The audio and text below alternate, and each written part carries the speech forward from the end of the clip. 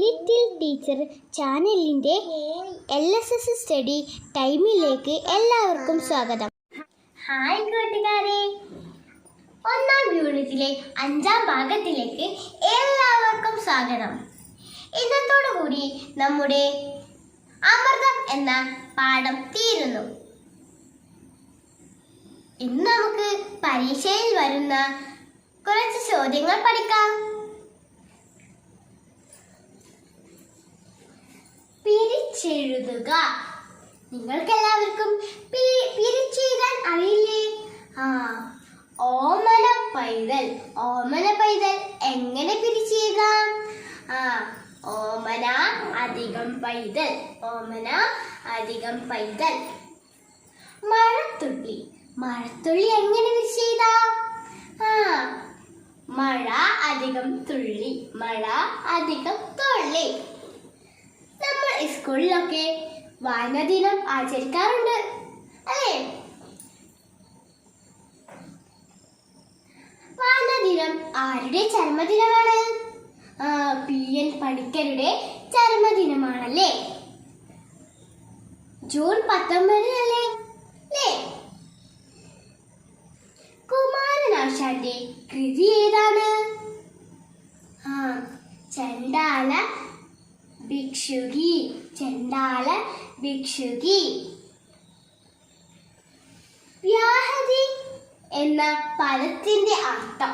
വ്യാഹതി എന്ന പദത്തിന്റെ അർത്ഥം നിഷേധം, തടസ്സം. നിഷേധം, തടസ്സം. മഞ്ഞുതുള്ളി ആരുടെ കൃതിയാണ്?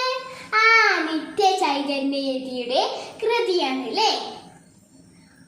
ONV കുറിപ്പിന്റെ കുടയില്ലാത്തവർ എന്ന കവിത ഏത് കൃതിയിലാണ്? ജ്ഞാനഗ്നി എന്ന കൃതിയിലാണ് ONV കുറിപ്പ് കുടയില്ലാത്തവർ എന്ന കവിത എഴുതിയത്. ONVയുടേതല്ലാത്ത കൃതി ഏതാണ്? ഇവിടെ ഓപ്ഷൻ തന്നിട്ടുണ്ട്. മനഃശാസ്ത്രം ജീവിതത്തിൽ.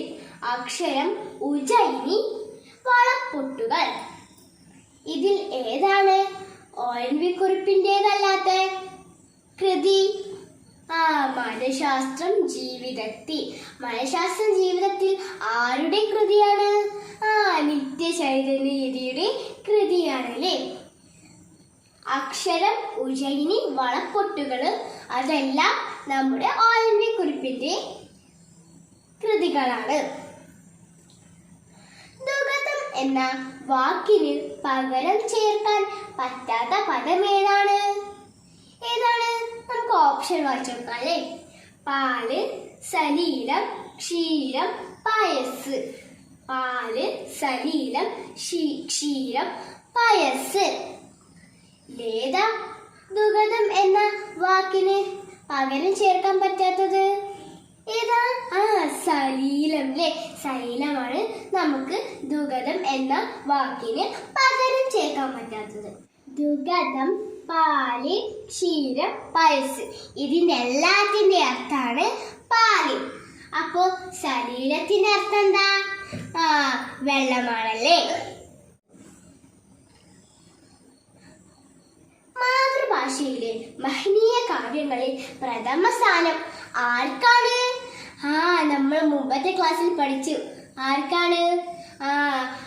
ചെറുശ്ശേരിയുടെ കൃഷ്ണഗാഥയ്ക്കാണ് അല്ലേ? ചെറുശ്ശേരിയുടെ കൃഷ്ണഗാഥയ്ക്ക്.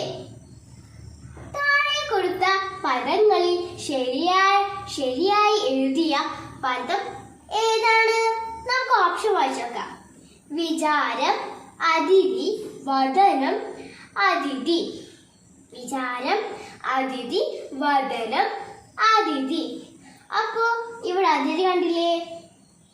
ഇതാണ് അതിന്റെ അതിഥി. 2 അതിഥികളുണ്ട്. അപ്പോ ഇതാണ് അതിന്റെ ശരിയായ അതിഥി അല്ലേ? മുഖം, ആനനം, ഹാസ്യം. ഈ കൂട്ടത്തിൽ ചേർക്കാവുന്ന ഒരു പദം ഏതാണ്? ഓപ്ഷൻ വായിച്ചോക്കാം അല്ലേ? ആകാശം, മിഴി, വദനം, ഗഗനം. ആകാശം, മിഴി, വദനം, ഗഗനം. ഏതാണ്? വദനമാണല്ലേ? ആനനം, ഹാസ്യം, വദനം. ഇതിനെല്ലാം നമ്മുടെ അർത്ഥം വരുന്നത് മുഖമാണ് കേട്ടോ. ഇടശ്ശേരിയുടെ ഏത് കൃതിയിലാണ് നങ്ങേലി എന്ന കഥാപാത്രം ഉള്ളത്? ഏത് കൃതിയിലാണ്? ഭൂതപ്പാട്ടിലാണ് അല്ലെ. ഭൂതപ്പാട്ടിലാണ് ഇടശ്ശേരിയുടെ കൃതിയിലാണ് നങ്ങേലി എന്ന കഥാപാത്രം ഉള്ളത്. ശക്തിയുടെ കവി ആരാണ്? നമ്മൾ മുമ്പത്തെ ക്ലാസ്സിൽ ഇടശ്ശേരിയെ കുറിച്ച് പഠിച്ചു. ഇടശ്ശേരി ഗോവിന്ദൻ നായരാണ് അല്ലേ. ഇടശ്ശേരി ഗോവിന്ദൻ നായരാണ്. നമ്മൾ സ്നേഹഗായകൻ എന്ന കുമാരനാശാനെ പഠിച്ചില്ലേ? അതേപോലെ തന്നെ ശക്തിയുടെ കവി ഇടശ്ശേരി ഗോവിന്ദൻ നായർ. ഇതെല്ലാരും മിടുക്കമായിട്ട് പഠിക്കുമല്ലോ. ഇനി അടുത്തൊരു ക്ലാസ്സുമായിട്ട് പിന്നെ കാണാം. Bye. Thank you for watching.